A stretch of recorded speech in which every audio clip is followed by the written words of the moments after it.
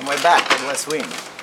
That's right. It's working well. We've had to divert the postie. He's had to track around us. 3 wide without cover.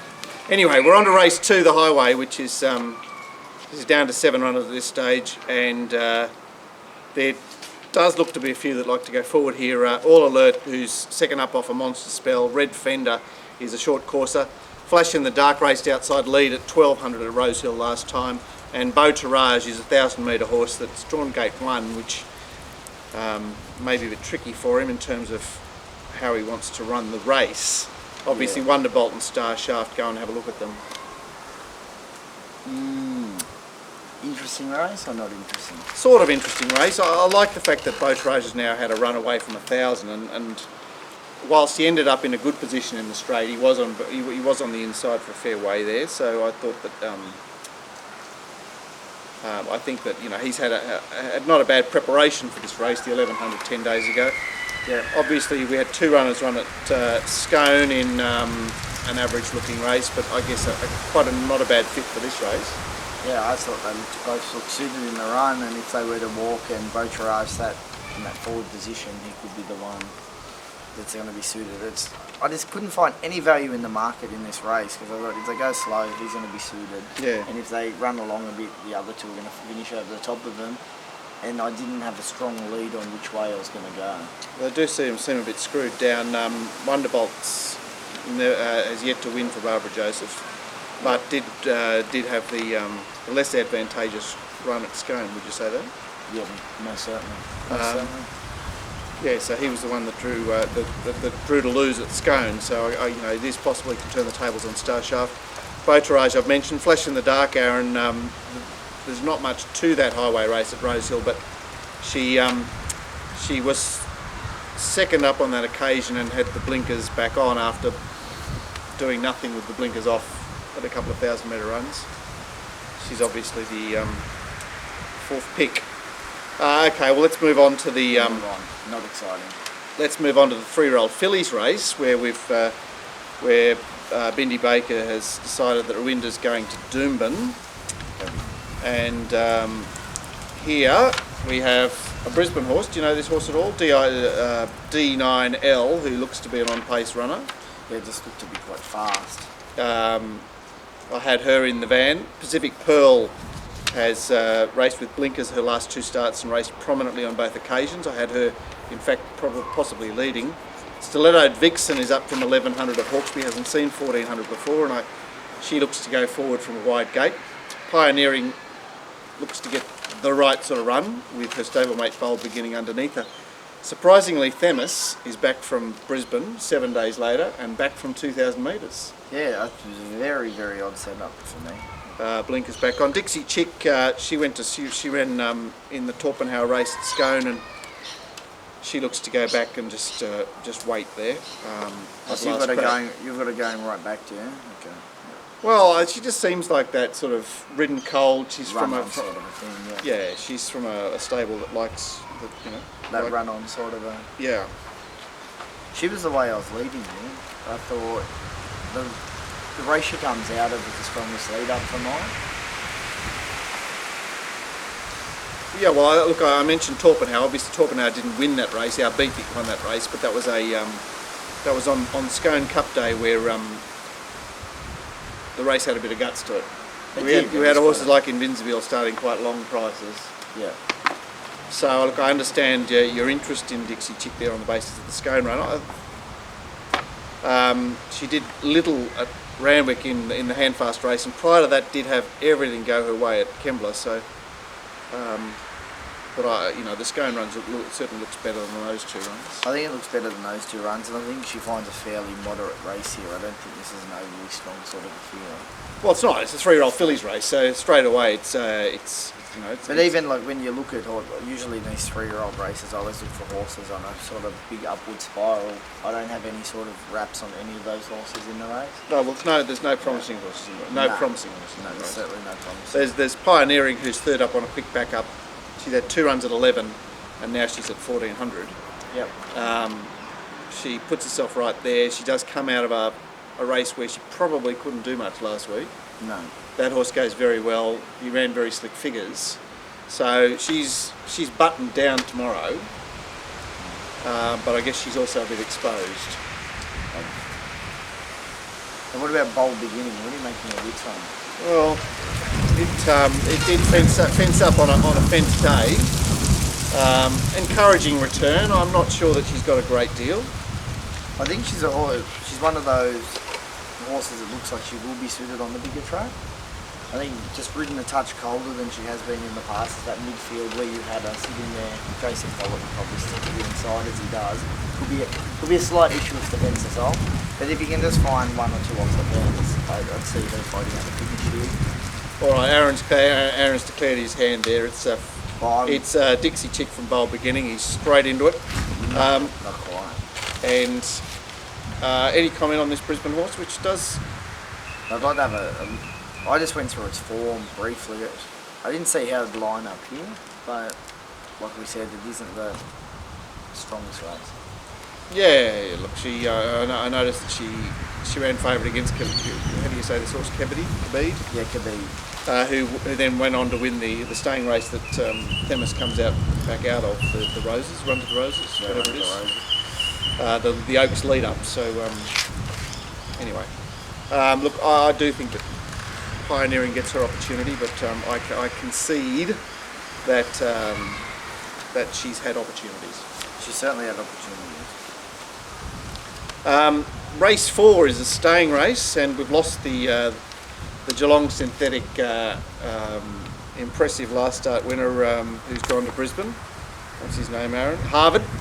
He's running at Doomben. So we're down to 14 at this stage, and it's hard to say how keen it'll be. Obviously we've got a field size that would promote pace. Colonel Custer had his first run for Bindi Baker last week at Hawkesbury and gets the blinkers on tomorrow, so expect him to be in the van. Sonorous is very fresh, can be forward. New Tipperary is stepping up in distance, and I'm not sure what the plan is there from the wide draw. Maven Wiz will be on speed. Rodrigo will use his draw, and I thought next best would probably be Colosseum King. There's a fair few from the Romantic Maid race, 10 days ago on this track. Divine Sanction came down the fast section. Came down the fast section, but I thought he was too far back to be in the race. He's a funny horse, isn't he? He doesn't seem to have any tactical speed. You know, he's very dour, and you know, he'd certainly get a race run to suit here, and the rider, the apprentice rider on this occasion, it's had Jay Mackett's last two, needs to get into this horse, doesn't he? You need to ride him aggressive from the 800,000, like get him rolling, get him still, just get that motor going. Yeah. He was the horse I was quite interested in here with the blinkers on. I'm hoping with the blinkers on it might switch him on a little bit early and get him focused, get him not charging but rolling along. I just think that's the strongest form race leading into this race. Yeah, well, Pursuit of Honour, I thought you got a bit strung up there on the inside. Chased home well in the same race. I'm certainly not knocking it. I just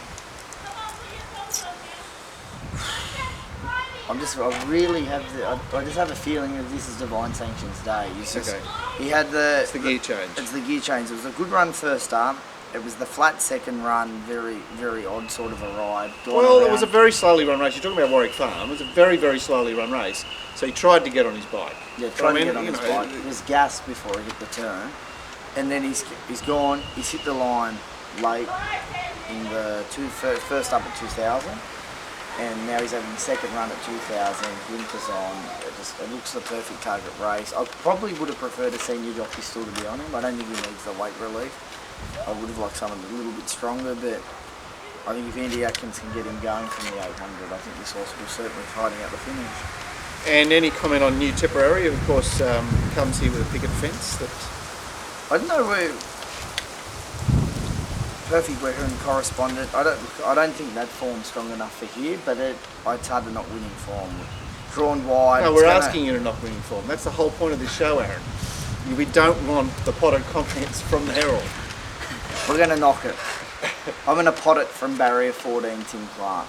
Where do you have it going? Does he go forward or back? Or It does goes he get caught forward. It through goes line? forward, and look, he might snag a position. I've been on the wrong side of this horse, so Yeah. I'm a bit tetchy about it. But fortune does seem to have followed him to this point. He was impressive over his last 100 when he kind of got away from him over that last 50 metres. But I'm a little bit confident in this Divine Sanction. Okay, all right. So Aaron's putting a bit of a label on here. Any comment on the two Kiwis that both they both ran in the same race over in New Zealand? No, not just yet. Sonorous has had a bit of time off, but actually has trialled in New Zealand since the last run. And finally, Rodrigo, of course, is a winner this track 2 starts back and then very flat at Rose Hill. He's also wanted to put the line through. Just every chance. Just every chance, and when he won, I thought everything kind of went his way. I think he's been disappointing. He's just a horse. He was a little bit of a spruik stayer on the around, and I just couldn't see it. I can't understand it, and I'm happy to be away from him. Very good. All right, that's the staying race for the 3-year-olds. Where I certainly do agree with Aaron that Divine Sanction has got a perfect chance in the race and is around about the right price, I suspect. Yeah. Right, now we've got the June Stakes lead up, which is the... You're getting hot, my son. June Stakes lead Aaron's up. going to get his cosy on in a second. The June Stakes lead up, the at sea, and what are we down to? 9 runners, and we probably get to see the reappearance of I'm a Lady, who has promised to reappear on several occasions. Did she get lost on the way to the races? Is that what happened? Technically first up here, but she's pretty much not left the box, has she? No, she's since Magic Moons Day last year. Anyway, it's that's a good idea. Is drawn middle and will obviously seek a forward position. Prince Famous has been kept fresh. He'll be in the van, and Glenbourne Dame is a pest out wide. I Am the Lady set off them in the 1300 at the Gold Coast, so I don't imagine that she'll be seeking the lead. Oxford Poet is first up off a long break and races forward, but not really a short courser. Voilia not far away. Ins and Outs not far away. Ins and Outs kept him at 1100 again, which I thought seemed curious given that his wins were controlling 1200's last preparation. But I guess he's probably saying that there's no race for him. I'm assuming there's no race for him and they want to try and keep him here to get the win before looking north. Right, but surely he's a horse with limited shelf life, you know? You can't just keep racing him until he gets the right race, until he gets the right race. Yeah, that could be true. I mean, it's just a stable that you don't see them race week in, week out, do you? No, not at all. I think he gets his right race here though. I think they run along at a good enough tempo so he just gets to sit just in behind the leaders. And he was a little bit big from all reports first up. Improved enough second up. Cape and it went like a rocket ship that day. I think he gets his chance here, and I remember when What would you say he had every chance last time? Yeah, I just think Cape and Yeah, so you're saying that's much stronger than this. I think it's stronger. I think Kaepernick was just stronger. So look at him towards the rest of the field. I think I'm the Lady when she was going to after that first trial, she's going to the races. I think she's well supported in early betting. Randwick race, yeah. Randwick race. I couldn't have enough on her that day leading into that race. I just thought she was an absolute living certainty. And something's obviously happened with her. She's come back and trialled again. Her trial was awful. Really? Absolutely awful. So You heard it first from Aaron. I'm from the horse, and when the prices go up Wednesday, midday, Yep. I've gone $6 I'm the Lady, and I've almost fallen out of the chair, and I thought there must be something wrong, and I went and watched the trial, and now I understand. That's the Kembla trial you're talking about? The Kembla trial. Right. It's got to be a big query. Right. And I'm assuming that's why she went up $6 and not 6 to 4, how I had it rated. Yeah, of course we don't actually know whether she wore heavy shoes or not. Oh, I mean, it's interesting to put so much emphasis on a trial when you are able to do stuff in a trial that can technically hide them. But I mean, maybe Joe Pride's been upfront. Maybe he's actually publicly come out and said, "Oh, you know, I was disappointed in a trial." I don't know. Yeah, I'm not sure. Maybe that's the case. But certainly, she's a very interesting runner in this race because she's come of age form-wise late. Prince Famous, I thought, was not entitled to stick on the way he did first up. Yeah, I thought his run was quite good. That was his first run since a tie-back? Yeah. I reckon I actually sat. I think I watched the race with Paul Snowden, and he was very happy with the way he held on. The exact same thing as what you said. He didn't give his hold on as long as he would. And I like that he's had the break between the runs, let him time to recover, get the work back into him. I think he's got to be one of the key chances. All right. What else have we talked? Would you like to go over now? No. Well, I think they're the three ins and outs. Prince Famous, I Am's the Lady. If I just not looked at the trials, I'd have Im's a Lady 6-4 favourite. But after watching its trials, I'm just the jury has lost. gone out, hasn't it? Yeah, I think I'm very nervous. That's the at sea. Look out for those runners in a fortnight's time on Queen's Birthday long weekend in the June Stakes. And then we switch to a common or garden, fillies and mares, benchmark 74. So that's bottom of the barrel. That's like benchmark 70 when you consider all ages. Sorry, all genders. All genders. So yes, race 6, the first leg of the quaddie is not exactly stellar.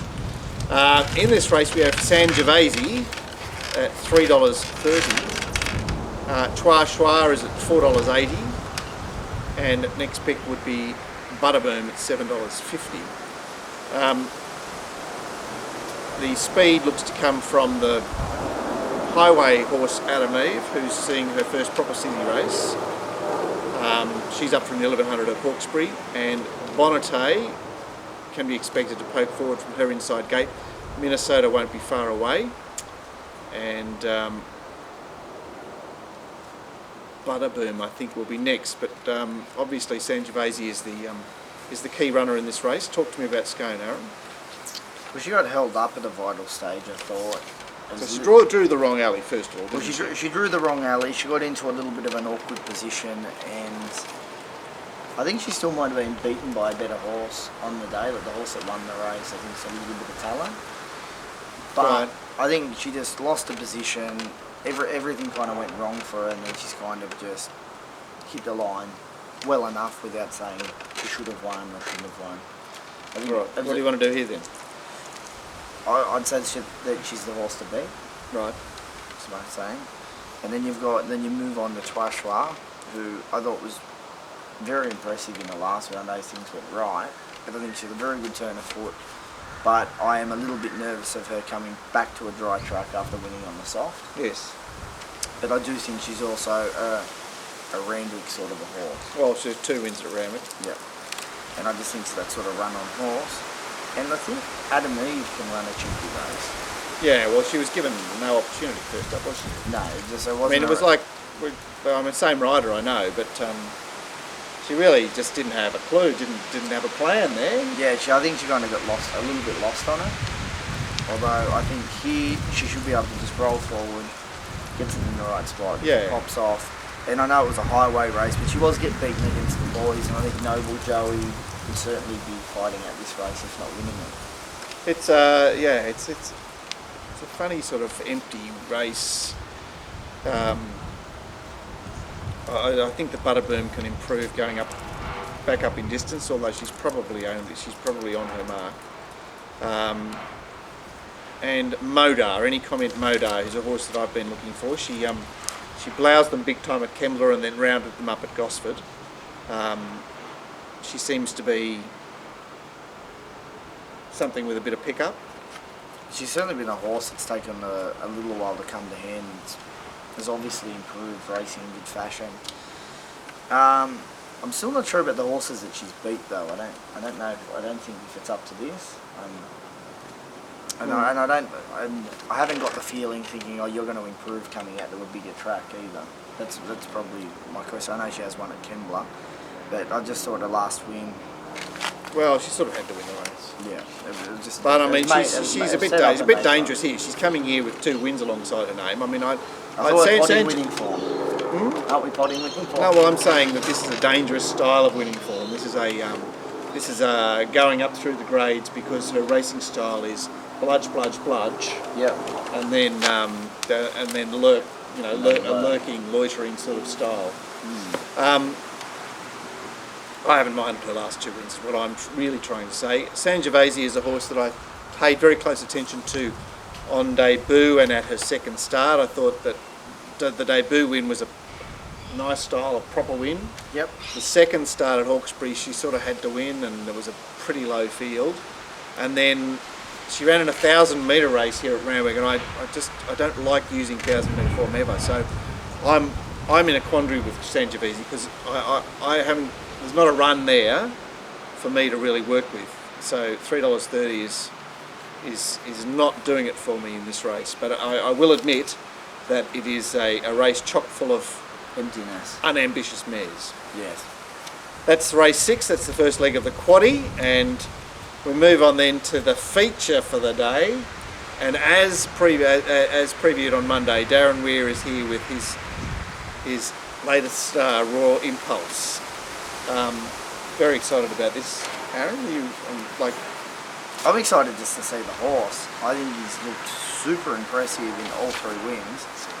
He's done it, and I know Dallas said last time before he won that there was going to be a question mark because he'd won off a fast tempo and he's coming at this slow tempo, sit and sprint, and he's just absolutely bloused them again. He just looks impressive. And he's coming up here to what a very moderate stayer. Well, I know Hawkesbury was quite a good stayer in his day, but he's not the Hawkesbury of old. Havana Cooler just seems to be plodding after its first 2. Yeah, well, it's blue colours getting in deep into its preparation, isn't it? The tempo should certainly be solid here because Ecuador will want to lead, and there's going to be a couple here that are going to have, like, there's a Topaz and Tremec. Even if it's not early, we'll be getting busy mid-race. Ecuador running 2,400 metres. Well, he's a high chaparral. I mean, it's perhaps a bridge too far, but I mean, he lost his blinkers the other day, and it helped enormously. Yep. So I don't want to say no. I mean, he's got the NZ suffix, and he's at least got a staying father. So we've got Raw Impulse. Is he $1.60 at the moment? $1.65? Yeah. Interestingly, he's not seen past 2,000. Yes, he hasn't. You get the feeling that it won't be an issue. Well, he's overseas. Like any horse that comes from overseas, I think if we've got 1,200-metre form from overseas, I'm going to back him in a 1.5 mile race. Yeah. So look, it is exciting to see this horse produced in this race. Obviously, Ecuador is going to give him something to catch, and Havana Cooler has got the gun, and he's had the 2,000-metre runs now, and he wasn't that well suited the other day. And he's the horse that has won at 2,400 metres. Yeah. What price do you think his favourite will be? We'll get to. Well, I can't really see him getting longer. Was he longer earlier? What price would he put up? I think it might have been $1.70, possibly. Right. I could be wrong there, don't quote me. Yeah, well, I guess really he'll be $1.50, and And win or lose? well, win. I'm tipping him to win. I mean, he's had 3 runs in Australia, and he hasn't raised a sweat, has he? Not at all. But he looks a very, very, very impressive horse. I think he comes here and wins as long as he travels. And what's the plan with the horse, do you know? Well, I think he goes away after, if he wins. Is this tomorrow, a qualifying race today? Qualifying for the Caulfield Cup. Right. I started to get the feeling it could be a Cox Plate horse off the way he's turned foot. Yes, well, I mean, it's a tiny question, the 2,400, given that it's a different land. But anyway, it's exciting to see. The 4th horse I'll mention is Beyond Thankful, who is ticking away nicely, and loses C. O'Brien, gets Tim Clark. I could see him certainly in the money there. Right. What have you made of Iggy Pop's runs? Could Iggy Pop run a cheeky place in here at Big Odds? Well, yes,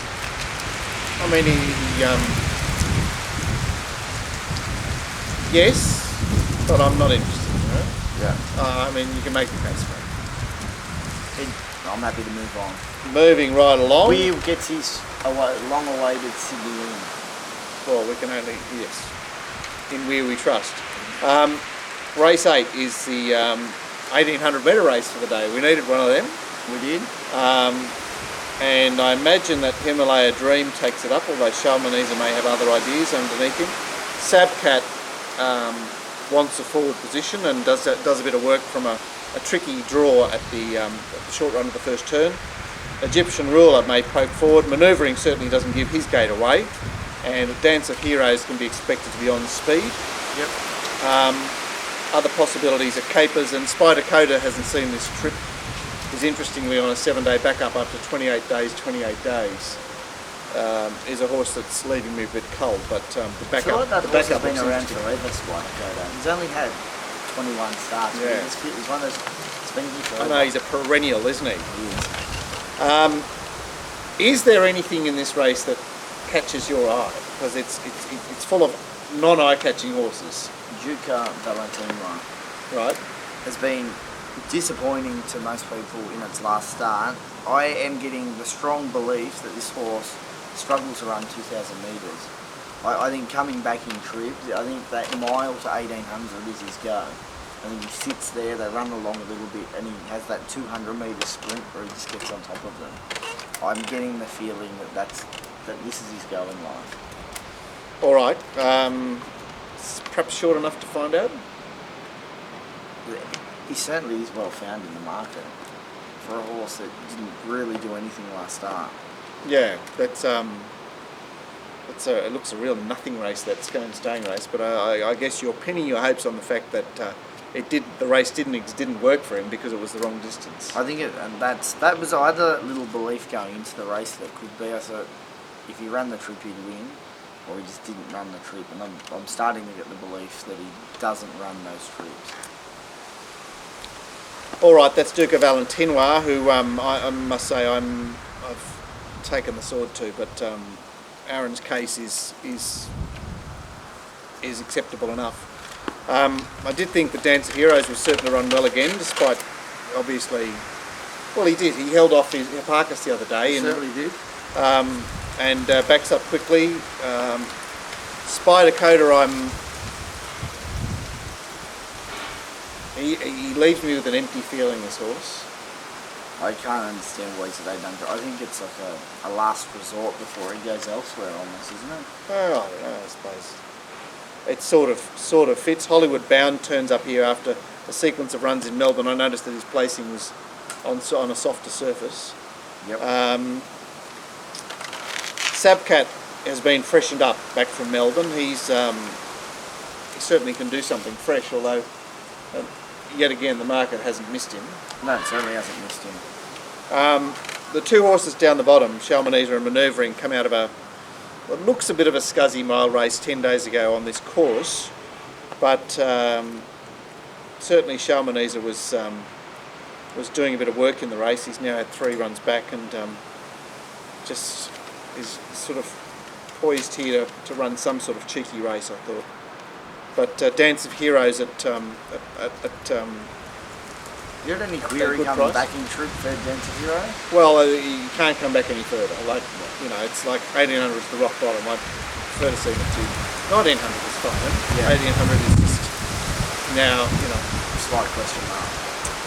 that's the Gala 1800 metre race. But Okay. finally we get to a race where promises to be a great betting race, because we've got a whale in the bay. We've got a 3-year-old up against the older horses, and we know how this race is going to be run. You sure do. Cape Crusader, who is unbeaten at Randwick, is third up on a quick back up and will lead. And we'll lead. Bull Rush is unbeaten and is drawn out in the car park and looks like he has to race outside lead. No disagreement here. Roguish is quite a fast horse, and we'll split them early. But the price he is suggests to me that he takes a trail. What? I just can't understand why he's so short. Well, because he ran in a much faster race. So you got the 1200 metre lead up of Disgraceful and Cape Crusader. Yep. And a second faster is the Sabacus race. Yeah. So they're saying, well, their eyes are drawn to the fact that does he ride at 51? He gets close, I'm pretty sure. Right, so their eyes are drawn to the fact that this horse has got 51. What's Cape Crusader got? 62 and a half or something. Yeah, it's a 63. So that's very eye-catching. It's a big. It's very eye-catching. Yeah. So obviously, there's a lot working to make Roguish a short price here, despite the fact that his connections they're a bit left field. Tim Martin is he's in the margin, and Taylor He's certainly a stable in form. Certainly, like he brought that bloody shitty Melbourne mare up to blow them away last week. He can do good things with horses, Tim Martin. There's no doubt about that. But he's not a major player. No. Anyway. Where were you leading this way? Well, obviously, Cape Crusader is unbeaten at Randwick and is poised to run his best race. Yes, he found the lead on a track that helped, that was assisting those horses last week, but he was still at 1200. He gets 14 and he gets Randwick. Roguish, do you have an issue with 63 kilos? Oh, I couldn't care. I mean, you couldn't care. Well, the point about that sort of impost is that he won't be ridden like he's got that weight. Yeah. It's not like they'll sit there and go, "Oh, we better be kind to him because he's got a big weight." Like, he'll be rolling, and if you've ever carried a sandbag on your back, and run, the hard bit is getting going. Yeah. Once you've got a head of steam, Jesus, like you feel like you can run through, because you've got so much momentum with that. So, he's got the rider and the yard to sort of offset that somewhat. All right, so you've cast aspersions on top and bottom, so you've got somewhere you want to go. No, I'm just asking questions. What did you make of the run at Z-Class last start? Well, look, he was well suited, I thought, at Newcastle, but I don't know whether the laying in is whether he's come to the end or what. Yeah. He seems big odds here, although I'd prefer to see him drawn out. Yeah, drawn out. I thought he was big odds. Bull Rush, where did he go there? Well, he's done the job at Canterbury twice. I don't like taking Canterbury form to Randwick, so and he's got a horse to get through here that looks like it's. Bull Rush is certainly going to have the question asked of him tomorrow. He certainly is. And what did you make of the run of Invisible? Well, he's set up well. He's a bit of a pussy, this horse, but he did have to eyeball Cape Crusader twice, and he doesn't tomorrow. Yes, that's true. It's that little. So Invincible looks well poised tomorrow, and I thought it was a good run. And he kind of loomed to win for a couple of strides, and he just died on his run of a horse that I'll be fit enough next start. You can be on me there. Yeah. Invincible, very interesting runner, and look well placed here. What else can we make mention of? Nothing really, other than an interesting stable change. Thurston now with Waller. Yeah, interesting. Real quiet sort of a trial. Not sure what the go is with that. So where are you leading in this last race? Well, I'm tipping the 3-year-old. You're tipping I like what he did the other day. He's got to get through Cape Crusader, which is my danger, and Invincible is the other chance for me. Are you not worried that he's a little bit short, or you think he's right price? No, I think he's too short. You think he's too short? I liked him. I liked everything he did, and I think that 3-year-old I won $6 $6. Yeah, I won $6. So that's not going to be happening. But anyway. And best bet on the card?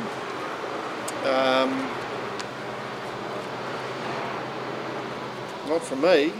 No, It just seems like such a nothing day to me tomorrow. I'm a little... I mean, you know, technically Raw Impulse, but I'm, you know, that's...